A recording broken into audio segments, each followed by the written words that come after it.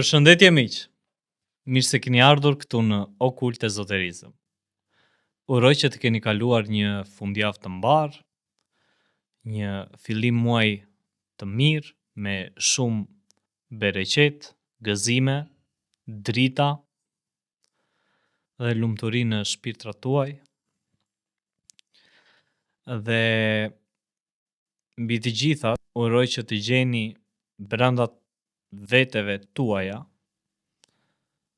dëshirën e madhe dhe dashurinë midis vetes për të gjetur Zotin. Sot do të flasim për pjesën e dytë të 4 trupave të njeriut. Sot është trupi i dytë i njeriut, i cili është trupi eterik. Çfarë është trupi eterik? Çfarë funksioni ka ky trup? Përse na shërben ne? Dhe si ne mund ta shohim atë? Këto janë ato pyetjet që në fillimet e mia gjithmonë, ashtu si fillon edhe për gjithë secilin nga ne, kemi gjithmonë pyetje rreth kësaj, që unë kam arritur të kuptoj, të shpjegoj dhe të ndaj me ju. Para se të filloja, do të doja të falenderoj sponsorat tanë, të cilët bën të mundur transmetimin e këtij podcasti kaq të mirë, fantastik, të bukur dhe mistik. Falenderoj pa humbur kohë Aredo Fab, Lulet Kaleshi, Action Target Polygon, Resortin Fafa dhe Henrik and Friends. Këta janë sponsorat tanë të cilët bën të mundur këtë transmetim dhe transmetimet në vijim dhe ato që kanë shkuar. Le të kthehemi te tema. Trupi eterik. Çfarë është trupi eterik? Ashtu si unë ju kam folur pak më përpara, ne nuk kemi vetëm këtë trup që shohim, por kemi edhe disa trupa të tjerë. Ky trup që shohim është produkti atyre trupave të tjerë, sepse radhën po e marrim nga 4 për të shkuar tek 1 dhe jo nga 1 për të shkuar tek 4. Rrafshi ton ku ne jetojmë dhe trupi ku ne shohim është trupi i fundit, rrafshi më i ulët i qenies njerëzore, që është rrafshi material. Megjithatë, prapë është i nevojshëm për mbijetesën në këtë dimension dhe për të gjetur kuptimin e vetes tonë në rrugëtimin e dimensioneve të përjetësisë, të cilat janë përgjithmonë, ndërsa këtu jemi të përkohshëm. Ne dimë se energjia nuk ka fillim, nuk ka fund, nuk vdes, nuk shuhet. Energjia jeton përgjithmonë, vetëm transformohet. Dhe ne brenda vetes tonë jemi energji. Por ndonjëherë lind edhe pyetja me veten tonë, çfarë është energjia në vetvete? Kemi dëgjuar energji, po çfarë është energjia? Energjia në vetvete perceptohet si forca e vullnetit të lëvizjeve të çdo objekti dhe çdo gjëje që e vën në funksion atë. Çdo gjë që punon, jeton, merr frymë dhe çdo gjë që brenda sistemit ton të trupit, siç folëm dhe të sistemet më përpara, çdo gjë që punon është energji. Është ajo procedura e vënies në punë të gjitha funksioneve. Kjo është energjia. Dhe kjo është e vetë lindur, e vetë krijuar. Rrjedh nga shpirti. Shpirti është energji. Shpirti nuk ka njësi matse. Për aq kohë sa gjërat ne i matim, ato nuk janë pjesë e absolutes, janë pjesë të ndara nga absolutja ose nga shpirti. Memoria kozmike është një vend jo fizik i cili është i pandashëm dhe njihet ndryshe si akasha, për të cilën ne do të flasim pas mbarimit të njohjeve të trupave tanë. Trupi eterik është një trup i cili ndodhet përreth nesh si një aureol, e cila e qarkon të gjithë trupin ton, dhe kjo i jep energji trupit ton, energjinë funksionale të gjithë proceseve të jetës në dimensionin e tretë, këtu ku jemi ne. Pa këtë energji ne sëmuremi, pa këtë energji ne nuk mundemi do të jetojmë në armoni, në lumturi apo të kemi nuhatje emocionale. Do me thënë që ta përfytyroni më sakt, unë do t'ju zë një shembull të vogël. Mendoni trupin fizik, i cili është i përbërë nga organet, kockat, dhe mbi trupin fizik mendoni një aureol që e rrethon trupin tuaj. Dhe ky është trupi eterik. Trupi eterik përbëhet nga energjia elektromagnetike. Çfarë është energjia elektromagnetike? Për të njohur energjinë elektromagnetike ne duhet të kuptojmë se ka shumë energji.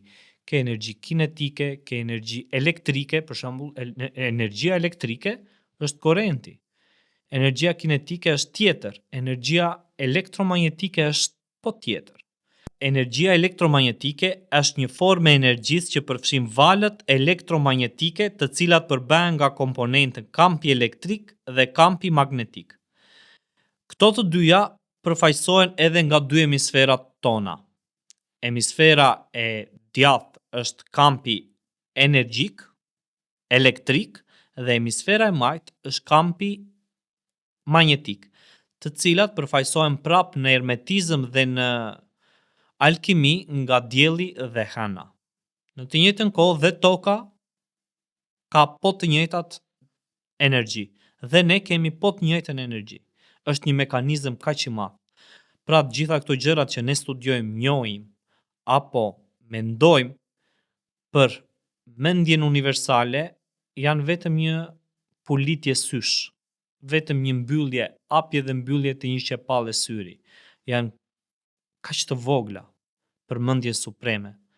Megjithatë, për ne janë kaq shumë të mëdha, të cilat na japin mundësinë të njohim atë për të cilën ne jemi të destinuar ta zhvillojmë brenda vetes tonë. Ne jemi të mbyllur në këtë rrafsh për të zhvilluar shpirtin tonë. Ne duhet ta eksplorojmë veten tonë për të kuptuar ynoren. Dhe mbretëria e qiellit ndodhet gjithmonë brenda nesh, por do të jetë gjithmonë e fshehur dhe do të shfaqet vetëm për ata sy që do të duan ta shohin, që do të duan dhe do kërkojnë ta shohin. Buzët e urtësisë janë të mbyllura vetëm përveçse veshët e arsyes. Në këtë tekst i marr nga ky Balioni do të kuptoni një mesazh shumë të qartë, se çdo gjë do t'i shfaqet vetëm atij që do ta kërkojate. Dhe po thoja që fuqia elektromagnetike është e përbërë nga, se i kam këtu dhe nuk dua të humbas ndonjë detaj, e krijuar nga valë që përhapen me shpejtësi të madhe dhe në formën e dritës, mikrovalë, radiovalë, energji që ekziston në natyrë dhe ka ndikim të rëndësishëm në shumë procese natyrore dhe teknologjike. Pastaj valët ke spektrin elektromagnetik që përfshin një gamë frekuencash. Kjo futet dhe në mikrokozmos, e cila ka të bëjë me mekanikën kuantike, pra nga makrokozmosi lidhet me mikrokozmosin, që do të thot ashtu si jashtë edhe brenda, si lart edhe poshtë. Unë nuk dua ta lexoj të gjithë materialin se e kam goxha të gjatë këtë dhe këto janë detaje, vetëm kush do dhe kush ka interes për këto mund të më shkruajë në faqen time në Instagram ezoterizëm dhe mund t'ja dërgoj materialin që kam nxjerr për të transmetuar disa pika të vogla. Kjo arrin të shikohet vetëm me reze X, trupi elektromagnetik, por është edhe një mekanizëm tjetër i zhvilluar nga dy shkencëtar rus që quheshin Simon dhe Valentina Kirlian. Në vitin 1939 përdorën një aparat të modifikuar ku arritën të shohin objekte me një fushë të ngarkuar elektromagnetike dhe kjo metodë u quajt fotografia Kirlian. Është një metodë e cila eksploron dhe studion fushën elektromagnetike të çdo objekti. Çdo objekt ka një frekuencë të caktuar, ka një fushë elektromagnetike të caktuar. E njëjta gjë ndodh edhe me trupin ton. Në trupin eterik ne duhet të kujdesemi shumë sepse është shumë i rëndësishëm që ta mirëmbajmë atë sa më të zhndritshëm. Ai ka disa ngjyra ku e verdha përfaqëson gëzimin, harmonin me veten tënde, e kuqja përfaqëson dashurinë, zemërimin dhe inatin, e kuqja e errët është në zemërim dhe inat, e kuqja më e çelët është te pasioni dhe epshet, te dashuria, gria është te mërzia dhe e zeza është në meditim të thellë.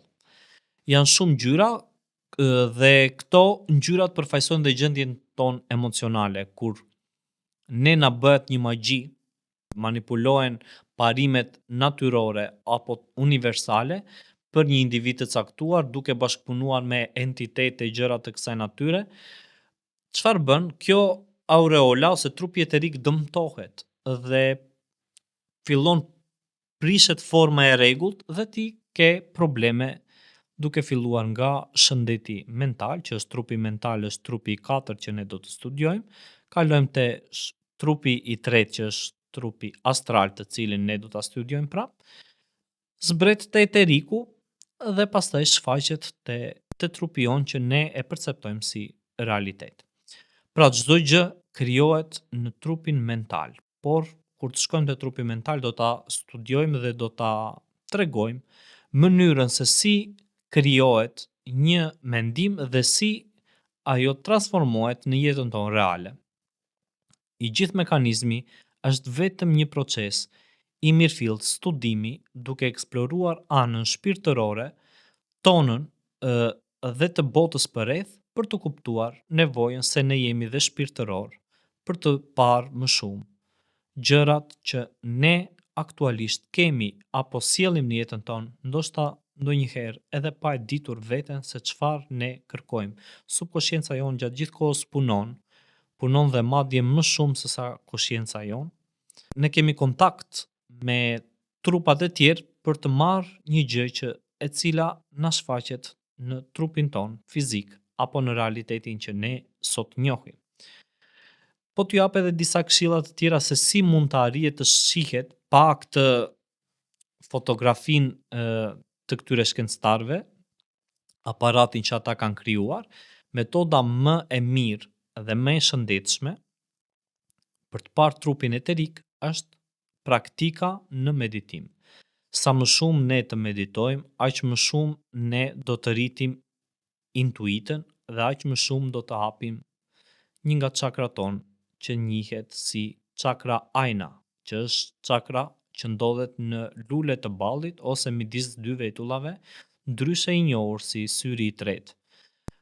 Përfaqësohet nga një logo e cila njihet si Aum. Nëse ju e keni dëgjuar apo jo këtë tingull, ky tingull është krijimi bazë i universit dhe nga këtu nisi çdo gjë. Në fillim ishte fjala, thuhet, por para fjalës ka qenë gjithmonë një melodi. Çdo gjë këndon. Nëse arrini të kuptoni se si këndon, do të kuptoni se çdo gjë vibron. Dhe nëse kuptoni se si çdo gjë vibron, do të kuptoni se çdo gjë ka frekuencë dhe çdo gjë që ka frekuencë ka grimca. Dhe çdo grimcë ngjitet apo ndahet me njëra tjetrën për të dhënë një formë vizuale, e cila nga ajo formë vizuale krijon një aureol të saj duke tërhequr gjërat e saj për t'u shfaqur në rrafshin e fundit që është materia. Këtë do t'i bëjmë me shembuj në mësimet e tjera apo në episodet e tjera më saktë. Dhe do doja që ju të kujdeseni për trupin tuaj eterik duke bërë gjithmonë aktivitet fizik si ecja, duke mbajtur në balancë mendjen dhe duke mbajtur në balancë ushqimin. Këto të treja do t'i japin mendjes një mundësi për të mbajtur në balancë lidhjen midis tre trupave, i cili është trupi eterik, fizik dhe mental. Kjo është e gjitha. Pra, për trupin eterik nuk duhen shumë informacione, duhet më shumë praktik. Duhet të kujdesesh për të, ta ruash aureolën, sepse trupi eterik është një trup tjetër që ndodhet gjatë gjithë kohës me ty dhe mos e dëmto atë, duke e ruajtur nga informacionet e gabuara, nga njerëzit toksik, nga jeta që ti bën nëse ti shkon në një party, trupi eterik me njëherë largohet në moment dhe shpërfytyrohet, shpërbehet, e di pse, për shkak të muzikës. Sepse muzika sot përdor një frekuencë e cila quhet 440 Hz, e ndryshuar në vitin 1939, mos gaboj, ose pak më përpara, ndoshta po gaboj me vitin, nuk e mbaj mend këtë, dhe më përpara ka qenë 432 Hz muzika dhe ishte muzika klasike, e cila nëse do të hulumtoni apo do të kërkoni disa muzika si për shembull Scorpions, si për shembull Beethoven, Mozart, janë muzika të cilat ty të falin qetësi në shpirt. Dhe dashur pa dashur, ne gjatë gjithë kohës, ndoshta pa e kuptuar veten, kuptojmë që duke vozitur me makinë na del një muzikë e bukur dhe ne është pak ritmike dhe ne e mbushim me gaz makinën dhe shohim që para 10 minutash duke vozitur ishim me 80 km/h dhe pastaj e shohim veten me 150-200. Pse? Nga adrenalina që krijon frekuencat e caktuara. Ndoshta ti e ke bërë pa dije këtë, ndoshta ato të kanë ndikuar për të marrë një vendim dhe ti ende nuk e ke kuptuar këtë. Por ndodh që ndonjëherë të dëgjojmë edhe një muzikë me frekuencë të ulët, e cila nga gjendja jonë emocionale, ajo të ndikon akoma më shumë në këtë gjendje dhe ty të jep një moment i cili të bën melankolik, mund të qash ndonjëherë edhe pa arsye, thjesht kujton gjëra. Pra, muzika ka ndikim shumë të madh në jetën emocionale, në anën elektromagnetike, sidomos në anën magnetike të njeriut. Ne të gjithë kemi të dyja anët elektromagnetike dhe ne gjatë gjithë kohës, ai libri i famshëm Sekreti, që është shumë bazik, duke marrë nga gjithë shkenca hermetike dhe nga shkenca, nga studimet dhe filozofia alkimike të gjithë, e solli aq bukur atë gjë tek njerëzit dhe shiti 35 milion kopje. Por çfarë është ligji i tërheqjes? Ligji i tërheqjes nuk ekziston. Ligji i tërheqjes është vetëm një karem që ju është shpjeguar në atë lloj forme për të shitur librin. Është vetëm marketing, ligji i tërheqjes nuk funksionon. Universi nuk ka ligje, ligjet janë për njerëzit, mendoni pak. Çfarë është ligji? Kërkoni, çfarë është një ligj? Ligji në thelb është që ne t'i bindemi një organizate të caktuar, një strukture të caktuar siç është shteti. Në univers nuk ka ligje, ka parime, mbajeni mend këtë. Parimet janë ato që hudhëheqin të gjithë manifestimin ton dhe ne do ta shpjegojmë këtë kur të arrijmë në trupi mental. Para se ta mbyll, 5 këshilla se si ne të kujdesemi për trupin eterik. 1. Bëni gjumë mjaftueshëm. Pini ujë. Nëse do thoni pse në kokën tuaj, pse mos pi një pije tjetër, sepse natyra pi vetëm ujë, nuk pi kola natyra. Nuk pi as bira dhe as cigare. Pini vetëm ujë.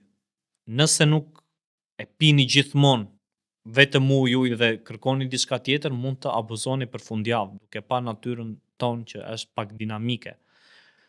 Por baza duhet jetë gjithmonë për ju ujë, sa më shumë ujë në jetën tuaj. Ushqeuni shëndetshëm, meditoni dhe lidhuni me natyrën.